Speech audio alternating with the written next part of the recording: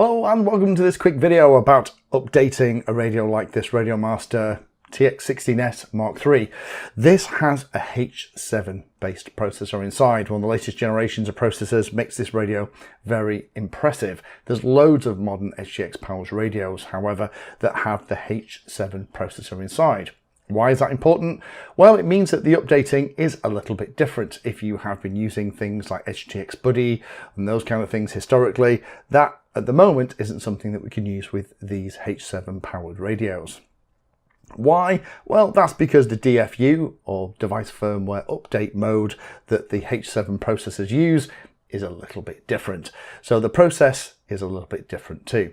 Now, if you haven't done it before, I can appreciate it's a little bit scary, but actually it's pretty easy and straightforward. All you do, I recommend back up the SD card first and then go and download the update files. I'd recommend just going to the RadioMaster website and get hold of them, and then you can copy the new SD card contents over onto your SD card and then go through a very simple little process to put the radio into DFU mode and then to copy the firmware across, and that's going to update not only the bootloader but the firmware as well, and it's pretty easy.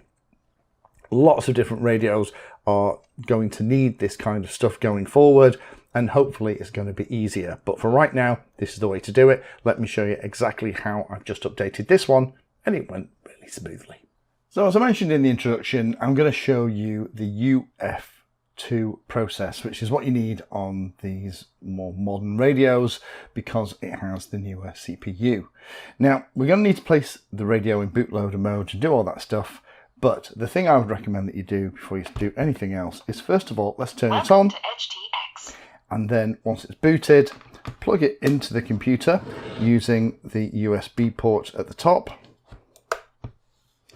and select USB storage mode. Once it's done and it's connected onto the computer, copy the SD card contents somewhere where they're going to be safe. Now, I've already done that on my computer for speed, but I recommend you do that before you do anything else, and that means you have something to go back to if something goes wrong. The other thing that I've done here is I have also downloaded the firmware file that's going to update the firmware but also the bootloader, and crucially the SD card contents. So we can download this stuff from a couple of places. We can do it from the EdgeTX site. Don't worry, I'm going to put these links down below for the latest and greatest. We're going to have to do lots and lots of scrolling because lots of things changed.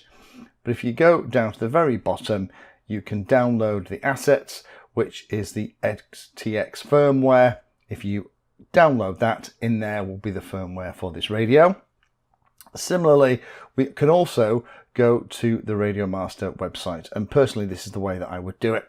It's just you get to exactly what you need, because here we have the TX16s Mk3 SD card contents, which we can download, and also the EdgeTX 212 version that we need for this radio too.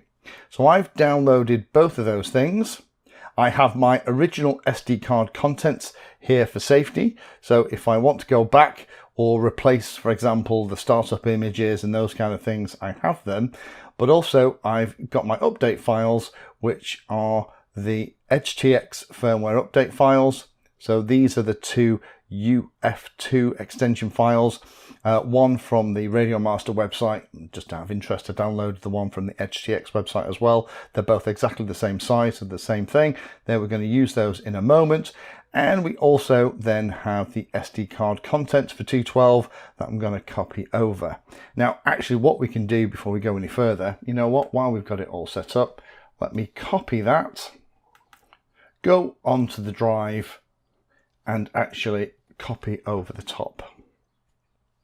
So this is just going to copy all of the new SD card files onto the radio.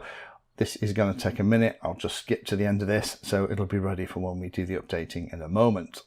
If it comes up and says replace files in the destination, make sure that you say yes. That'll just guarantee that it's the new stuff that's been copied across. Of course, be aware that this will do things like it'll overwrite your splash screen and things like that, so we will have to put that back after the update, but that's a quick 2-minute job. And here we are coming into the very end of the copy, And when this is finished, then we can eject the drive, and then we should be ready to actually do the firmware update. So we need to make sure that we know exactly where our UF2 file is. We have them ready here. Those are the ones that were downloaded. This will actually update the firmware and the bootloader.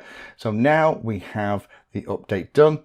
What I'm going to do is I'm just going to eject the SD card, because that way it means that there's nothing left open on the computer, so I can unplug it from the computer itself. And that is the radio ready to go. Now, next job then is going to be to actually update it. So we're going to turn it off, and then what we're going to do is we're going to press the T1 and T4 into the middle position, and we're going to power it on.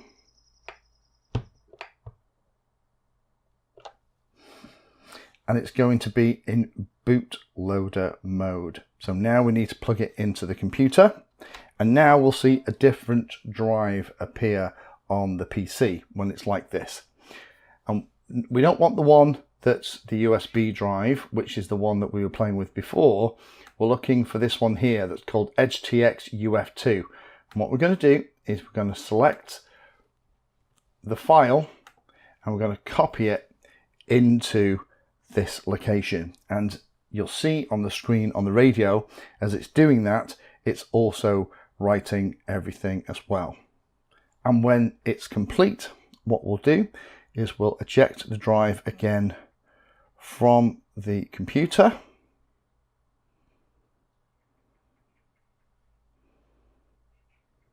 Press the return button on the radio, and then it should boot back up.